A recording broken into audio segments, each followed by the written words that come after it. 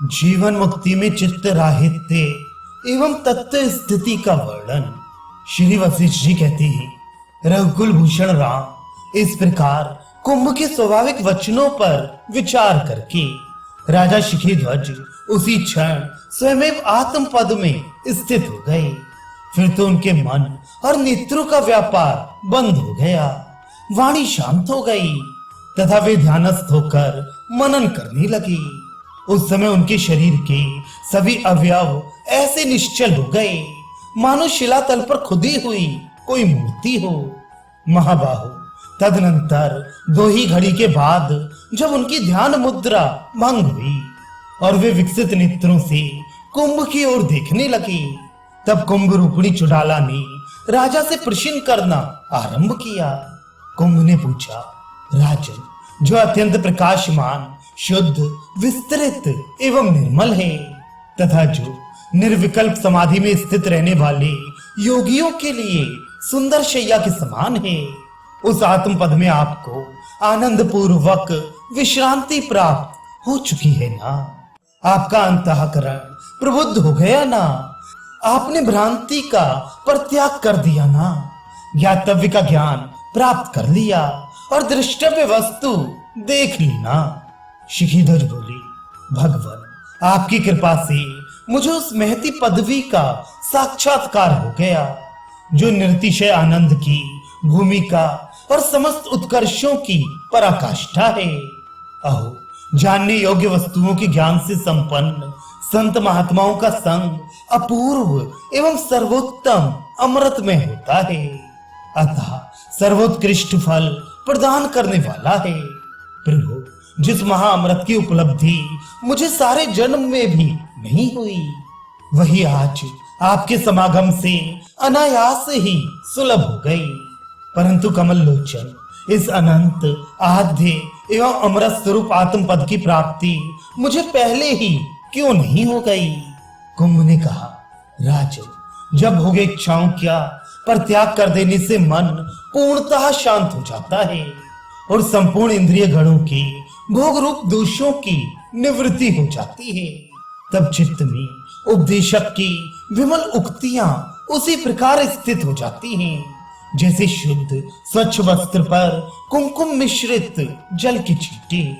कमल नयन, आपके अपने वासना स्वरूप अनंत दोषों का जो अनेक जन्मों के शरीरों द्वारा संग्रहित किए गए थे, परिपाक आज प्रकट हुआ है। साधु शिरोमणि, काल द्वारा परिपक्व होकर संपूर्ण दोष शरीर से निकल जाते हैं। सखे, शरीर से वासनात्मक दोषों के निकल जाने पर गुरुदेव जो कुछ निर्मल उपदेश देते हैं वे शीघ्र ही अंतःकरण में प्रविष्ट हो जाता है। महामती, दोषों का परिपाक संपन्न हो जाने पर आज मैंने आपको उद्बुद्ध किया है, इसी कारण आज ही आपके अज्ञान का विनाश हो गया। आज आपके सभी दोष परिपक्व हो होकर नष्ट हो गए। आज ही आपने सम्यक रूप से ज्ञानोपदेश धारण किया है। आज ही आप उपदेश संपन्न हुए हैं और आज ही आप प्रबोधवान भी हुए हैं। सत्संग के व्याज से आज आपके समस्त शुभ अशुभ कर्मों का समूल विनाश हो गया। महीपते, जब तक इस दिन का पूर्व भाग बीत रहा था तब तक आपके चित्त में यह मैं हूँ, ये मेरा है, ऐसा अज्ञान वर्तमान था।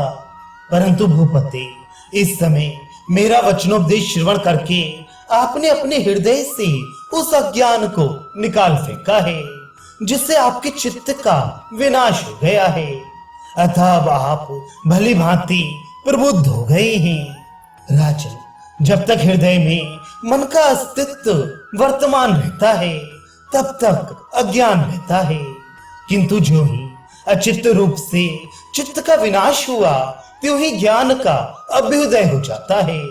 द्वैत और अद्वैत की दृष्टि ही चित्त है और वही अज्ञान भी कहा जाता है। इन दोनों की दृष्टि का जो विनाश है वही ज्ञान तथा वही परम गति है।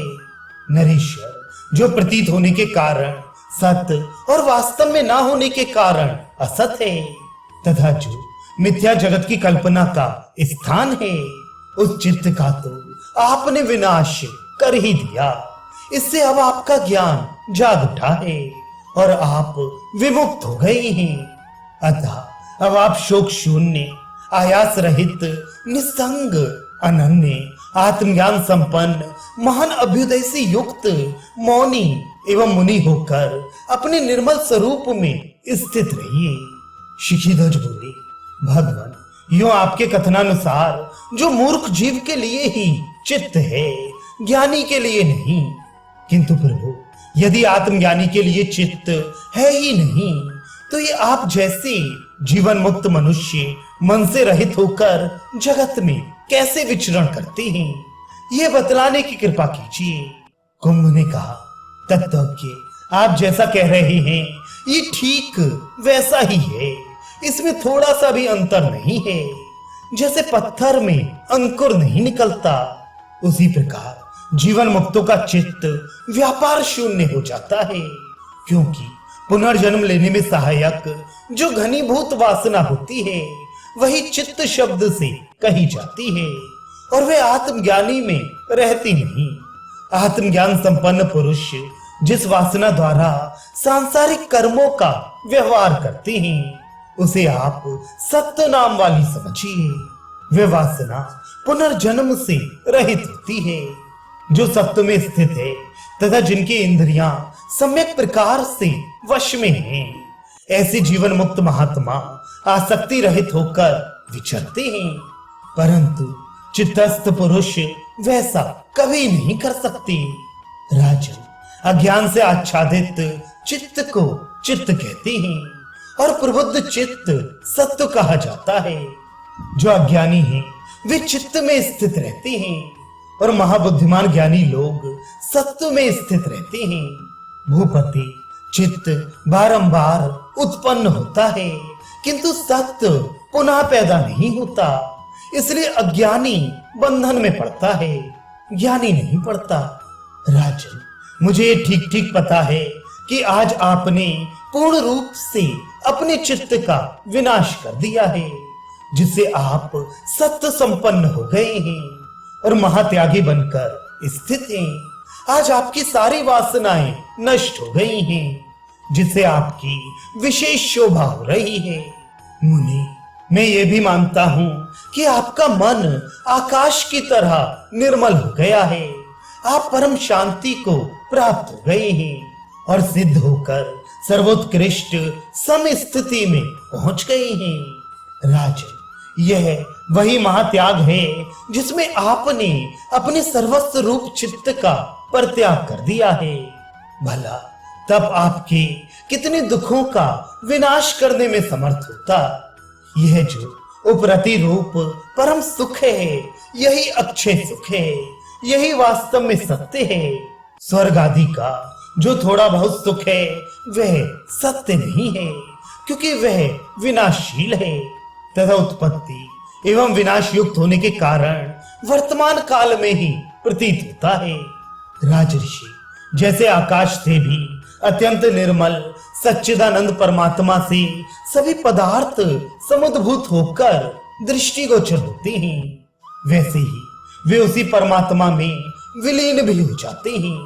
संकल्प से ही जिनकी उत्पत्ति हुई है, ऐसे पदार्थों को आत्मज्ञानी महात्मा लोग जल में प्रतिबिंबित सूर्यों की तरह समझकर ग्रहण नहीं करते।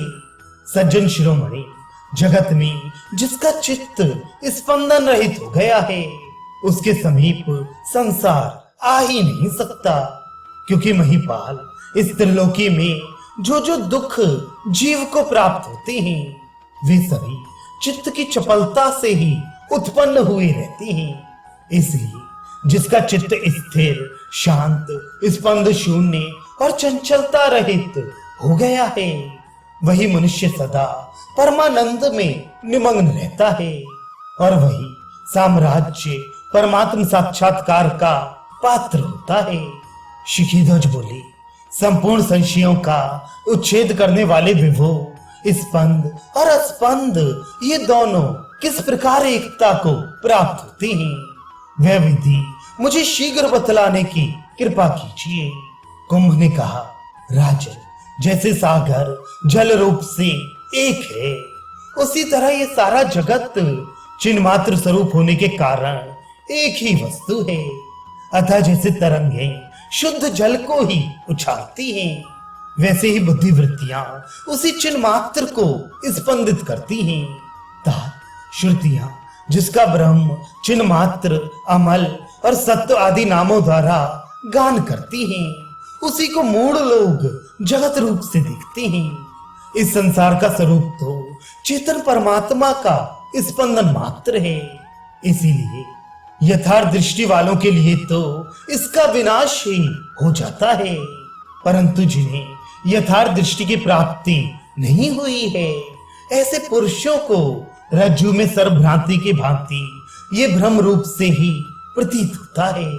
जैसे चक्षुरेंद्रिय के दोष रहित होने पर एक ही चंद्रमा दृष्टिगोचर होता है, उसी तरह निरंतर शास्त्रों के अभ्यास और सत्पुरुषों के संग से जब समय पाकर चित्त शुद्ध हो जाता है, तब एकमात्र चेतन परमात्मा के स्वरूप का अनुभव होता है। साधु, आप आदि मध्य से रहित स्वस्वरूप को प्राप्त हो चुके हैं। देह आदि रूपों में आपका भेदभाव नहीं रह गया है। आप महान चेतन स्वरूप हो गए हैं और आपका शोक नष्ट हो गया है। अतः अब आप अपने उसी पद में प्रविष्ट हुए स्थित रहिए।